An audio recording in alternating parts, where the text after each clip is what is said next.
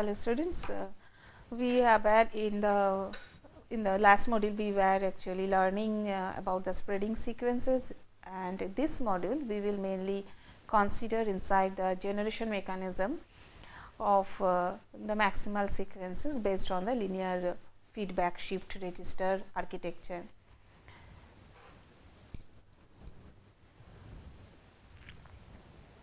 We saw this architecture in the last module. We discussed about it, that we have considered that we are having a 3-stage linear feedback shift register, where there are 3 memory stages, and the output of the stage number 3 and stage number 2 are added. This is a modulo 2 operation, which is basically an XOR operation going on. So, it is modulo 2 added, and we fed the output of this adder as an input to the stage number 1. The clock pulse was helping, and with the arrival of each and every clock pulse, the stored data was moving from the one stage to the next. The output we took from the stage number 3. We also saw the generation table, spreading sequence generation table in the last module. We are not going to repeat that table once again. Rather, we will try to give a general form of any linear feedback shift register, and we will try to give a mathematical equation for generation of the shift register sequence at the output. Let us start slowly. Any state of a linear feedback shift register after the clock pulse I has arrived will be given by this. So, this is the total vector.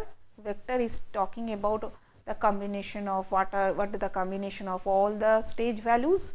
The value of the each and every stage is written inside the bracket. I will say that it is not S1I, it is, if it is generalized, then it should be SJI, where your J is the name of the stage and I is the number of the clock pulse for which you are writing the value of the stage. Of course, if I write capital S0, he will tell what are the initial condition of each and every stage. Okay. So, with that concept, remember the clock pulse can never have a negative value, because we are starting at t equal to 0. So, I should have always value the greater than equal to 0. So, if this is the situation of at any moment after the arrival of the ith clock pulse, if I wish to see what are the values of the stages storing, then I will be able to see this. Now, if I try to give a mathematical formulation of the stage value of a independent stage, which is equal to SJI, what the way the value is stored in this typical stage is something like this.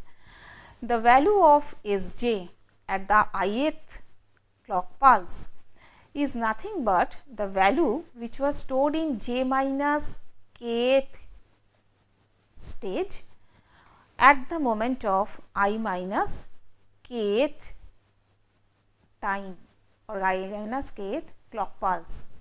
It means what? If I take an example, if I wish to see what is the value stored in the stage number 2, so here it will be this value of the stage number 2, say for after the arrival of the second clock pulse,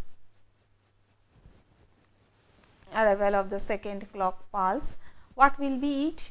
Then I will get here, it will be the value stored in the second minus k is actually the value kth time. If I am thinking it is instantaneous time earlier. So, whatever the value was here and whatever the value was here during the clock pulse time of the first one. So, what you are getting here is, if you see at the second clock pulse, what am I getting here? It is nothing but whatever was stored in the ith in the earlier stage at the k during the k stage back, during the kth clock pulse back. And situation is, this equation holds good if the k value is greater than 0 and definitely it should be less than I. So, when I am talking about the ith clock pulse, I can get the value stored during I minus kth clock pulses. K can never be greater than I, but k also should be less than the j, the number of the stages you are having, and definitely the stage where you are asking, that should be less than the maximum number of the stages you are having in your design. So, again this S0I, it denotes that the input that is coming to the stage number 1 after the arrival of the clock pulse I. If I think that AI is the output that I am getting at the output of the whole structure at the bit time I, then the output AI is always equal to the value stored here in the last stage. So, it is always equal to SMI. I hope it is clear. So, we have already defined what is an instantaneous value stored in each and every stage on the arrival of ith pulse, and we have also related this value with the preliminary stages and there with the occurrence of the corresponding clock pulses going back in, which is giving actually the trace of the previous clock pulses or the previous timing instants. Also, we are getting what is the value stored in the ith with the 0th position, and also what exactly is the output value, how the output bits are related with the last stored value. We will relate all these points in the next derivation. And see, if we are having that the state of the feedback shift registers, they are uniquely determining the subsequent sequences of the states and the shift register sequences. If we consider that there are the period of the generated sequence AI, it is the period is equal to capital N, then the smallest positive integer, then the period can be defined as the smallest positive integer for which the value AI plus n is repeating the AI value, that we have seen in the last table, that if for the value of 7 for a 3 stage linear feedback shift registers, after the 7th clock pulse the value has been repeated in all the stages, the value has been repeated. So, the period is defined as the smallest positive integer for which the AI plus nth value is repeating its AI's value. Now, if the m stages repeats, there are m number of the stages involved. Remember, as we have already discussed, the period can or never be greater than 2 to the power m, it should be always less than equal to 2 to the power m. If we are having a Galois field 2 elements, that means the symbols can have either 0 or 1, then we can have the operations like the modulo 2 addition or the modulo 2 multiplication.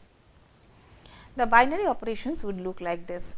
It is an XOR table, we all understand that is a 0 XOR z, 0 is equal to 0, 0 XOR 1 is 1, 1 XOR 0 will be 1 and 1 XOR 1 will be 0. And this is a multiplicative operation that we understand that it will give equal to 1 when both inputs are equal to 1.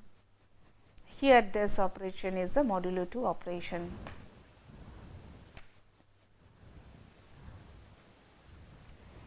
And the Galois field, so it is the field will be closed under this modulo 2 addition and modulo 2 multiplication, and both the operations will be associative as well as the commutative. So, this property comes holds actually and comes from the fundamental concept of the field, and it is the closeness of that field. All that point we will be discussing when we will go ahead with the Galois field mathematics. It also follows that this additive identity element for this Galois field 2, it will be the 0, multiplicative identity is equal to 1. If it is a Galois field 2, there are the identity element, multiplicative identity element and additive identity element. And by the virtue of the distributive law, we understand that if we are having the elements A, B and C, drawn from that field, if the field supports the distributive law, then there definitely A into B XOR C will be equal to A B XOR A C, and B XOR C into A, it will be also given by B A XOR C A. If the A B C can be either 0 or 1, and equality holds good between the subtraction as well as addition. So, you can also write that A XOR B equal to C can be also holds also good for A equal to B XOR C. The input stage to the stage number 1 linear feedback shift register, we can write it that it is the combination of all the stages, independent C k into S k into I, summation over all k to m is given you the S0I. Why is it like so? C k is the feedback component. I mean, if the stage is contributing to the feedback logic, then the value of the C k will be equal to 1. If the output of this S k is not contributing to the feedback logic, then the value of that C k will be equal to 0. For example, if I go back to our earlier figure, here actually the stage number 3 and the stage number 2 are contributing to the feedback logic. So, C k value for C 3 and the C 2, they will be equal to 1, where the C 1 value will be 0. And every cases, for each and every stage, you are looking into the independent value of it, getting multiplied with the corresponding contribution towards the feedback, multiplying it, and then you are adding up such values from k is equal to 1 to k is equal to m, I mean 1 by 1 stage. The total combination is coming back as a feedback to the 0th stage. It is the, we are writing, though we are writing it as S0, basically it is the stage number 1, and the input to the stage number 1 we are writing as S0. Once we have understood this fundamental concept, let us enter little bit in detail. As I have already mentioned, the value of the C k is a contribution to the feedback. It is a feedback coefficient we call. Its value may be either 0 or 1, depending upon whether that typical stage is contributing or not. Remember, for the by default for the last stage, which is the feedback coefficient always is kept 1. If you do not keep it 1, then the final stage you do not have any contribution to the generation of the shift register. It will have simple a delay, 1 stage delay, and that can be proved actually in the last figure that we were talking about in the slide number 1, where as I showed that C 1 value is 0, C 2 and C 3 values are 1, and this hence your out feedback to the input stage is a combination of the XOR operation of the stage number 2 and stage number 3. If your C 3 at the last stage value is not supposed to be 1, then you try to do the exercise at home. You will see that the final output is just a shifted version, and there is no contribution of that final stage in the generation of the code happening. Now, the general representation of this linear feedback shift register, with when we are giving the general form of the mathematics, the general form of the shift register, we can also show. In the next slide, we have shown the two different structure of the linear feedback shift register. Let us first concentrate on the upper one.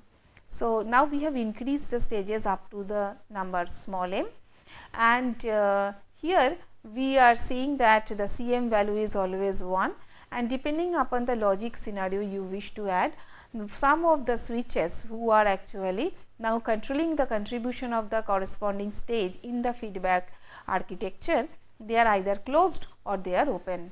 If they are closed, their value will be, their corresponding C values will be 1, and if they are open, that means their corresponding value will be 0.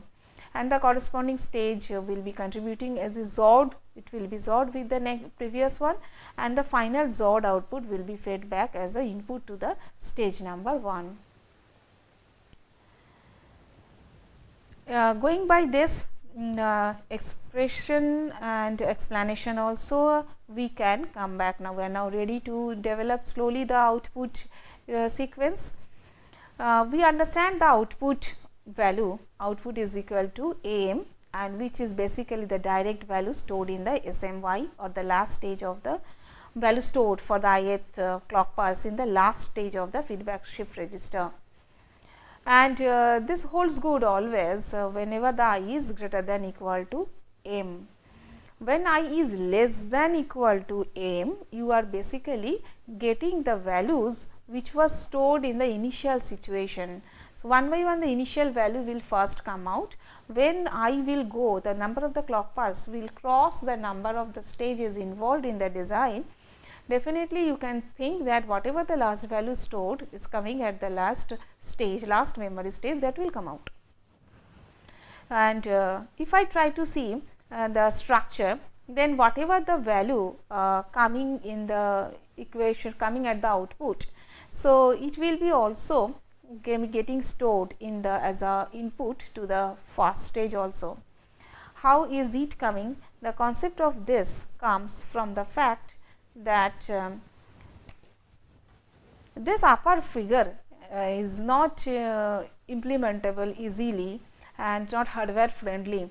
In order to make the figure hardware friendly and to increase the speed of this implementation and the processing of the data through the feedback shift register, we come down to this high speed form, where all the feedback path, it is typically one value, and all the modulo 2 operators, they are shifted towards the inside in between the path of the processing between one stage to the next.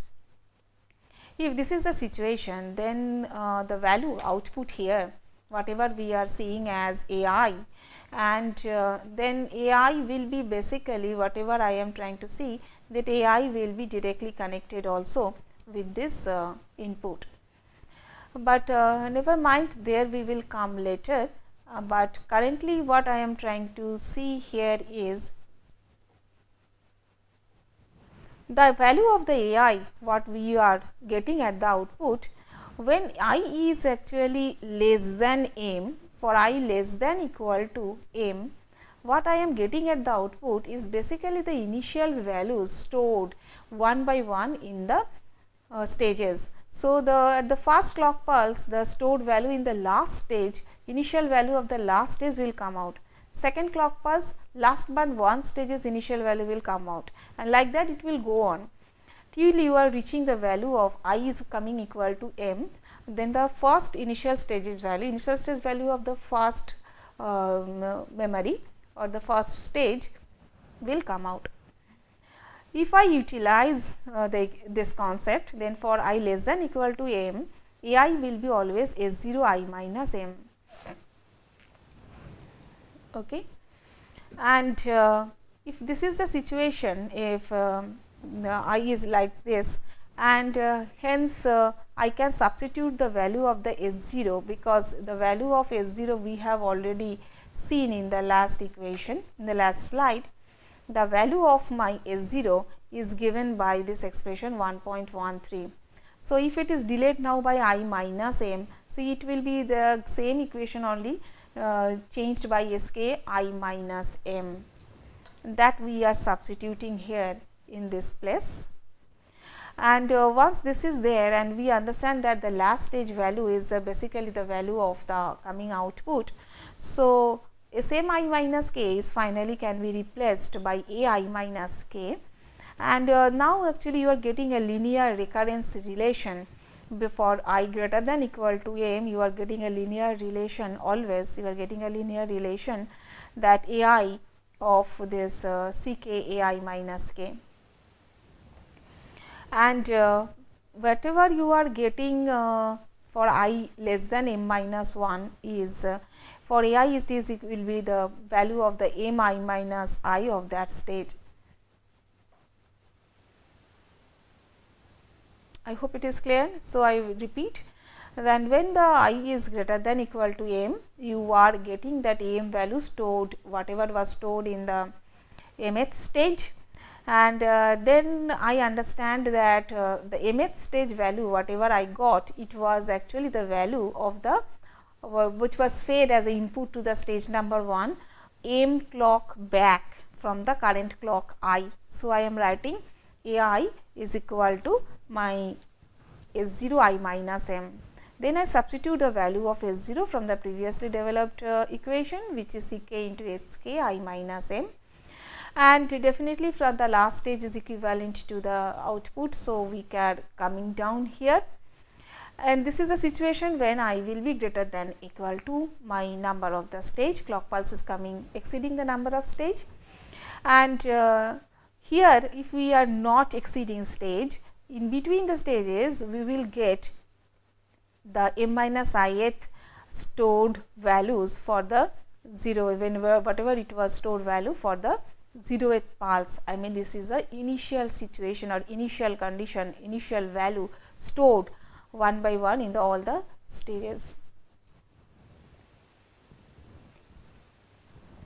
We will refer next onwards the high speed form of this generation, and we will proceed for our derivation. So, I have replicated that figure once again here for easy understanding of the derivation that is going on here.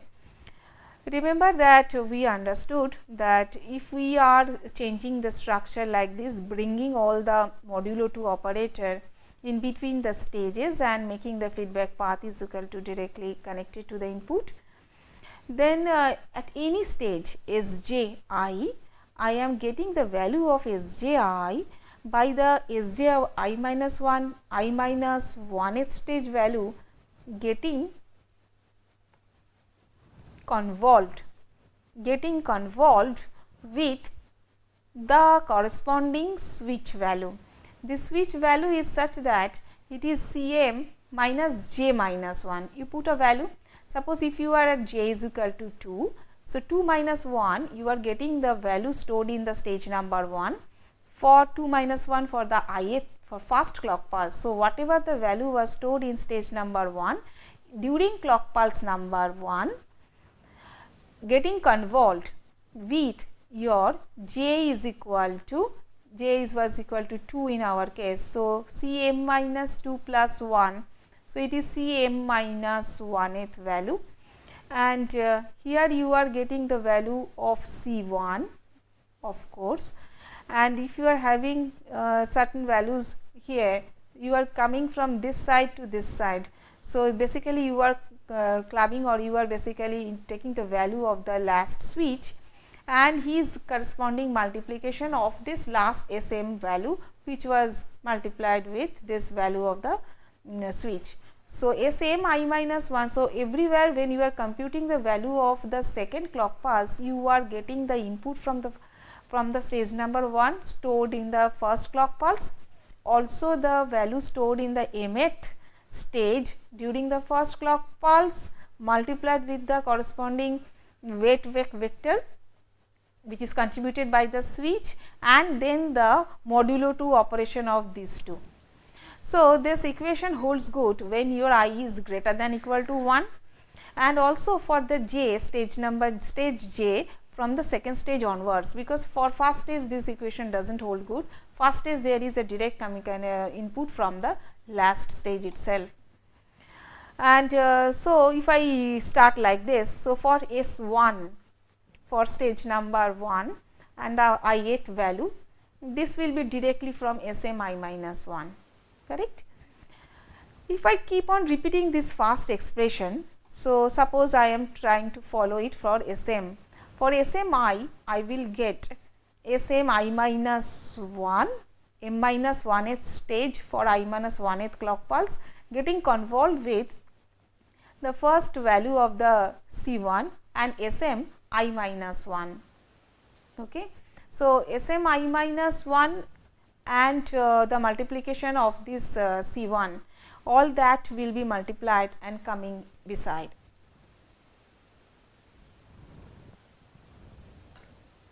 Similarly, if you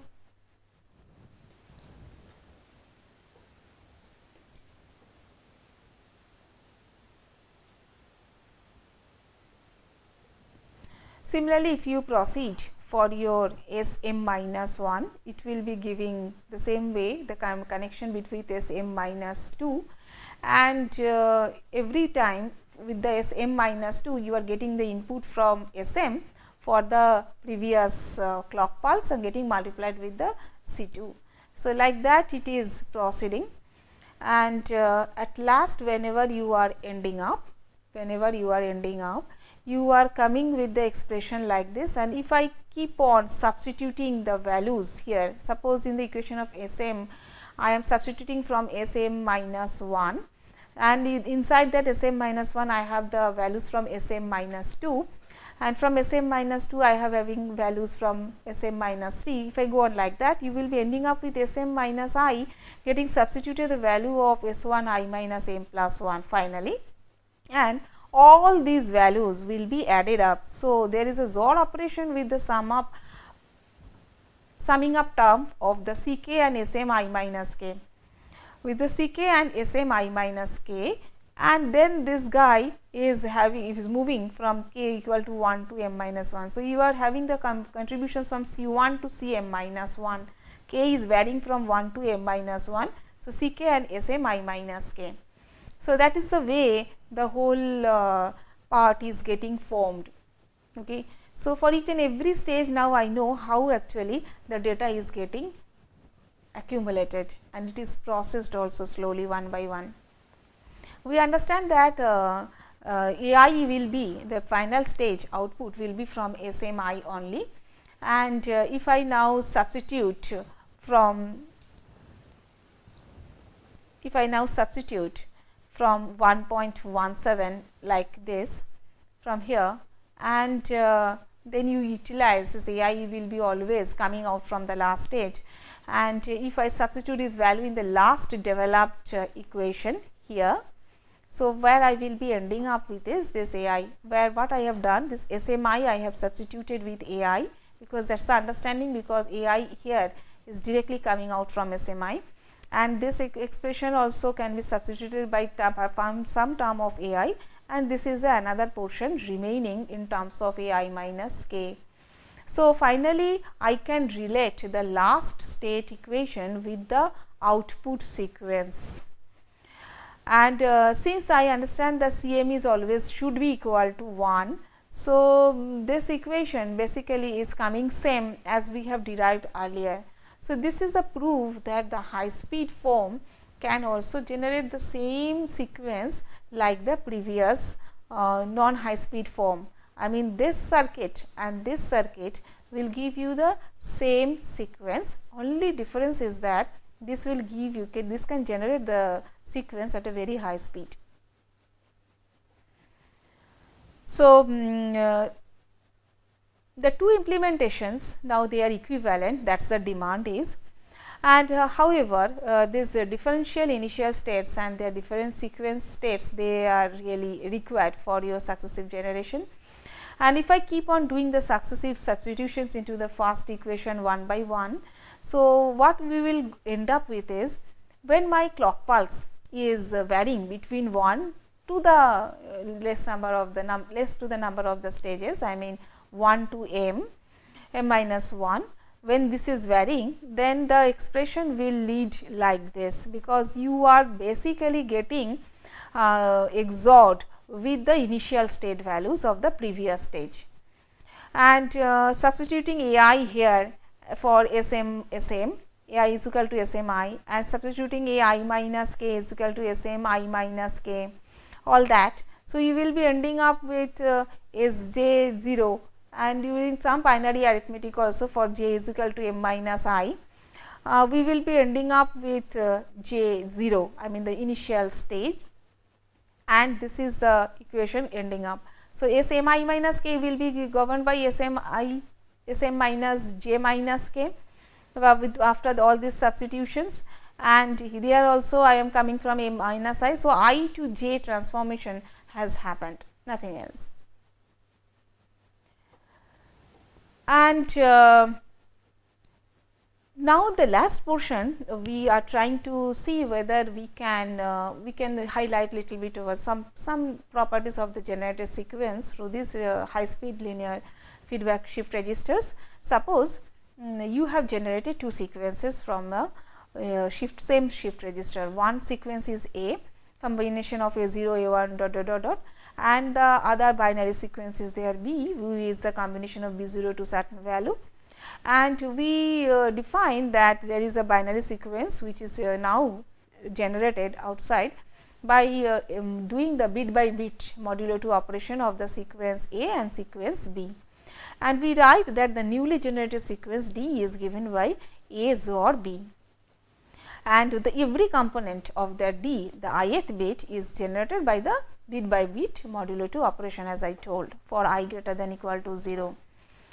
Now, consider that the sequence A and B, they are generated by the same linear feedback registers, but maybe the initial condition for generation of A and the generation of B, they are not same.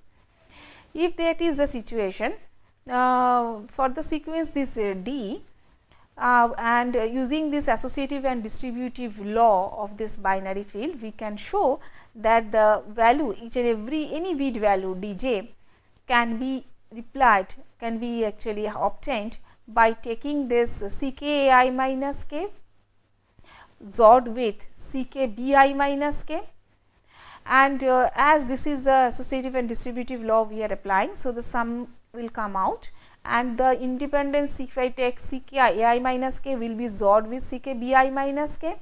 I can take C k common, and then it is basically the XOR operation going on between A I minus k and B I minus k. So, A I minus k XORed with B I minus k is basically D I minus k.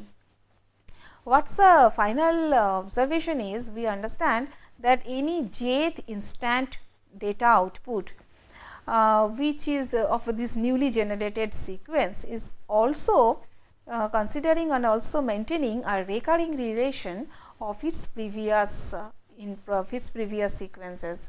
Previous sequences means whatever you are getting at I minus kth clock pulse. So, fundamental gist is, if you are generating a linear feedback shift register, the generated sequence keeps a linear recurrence and occurrence of the generated sequence. The generated sequence, all the bits will have a linear recurrence relation.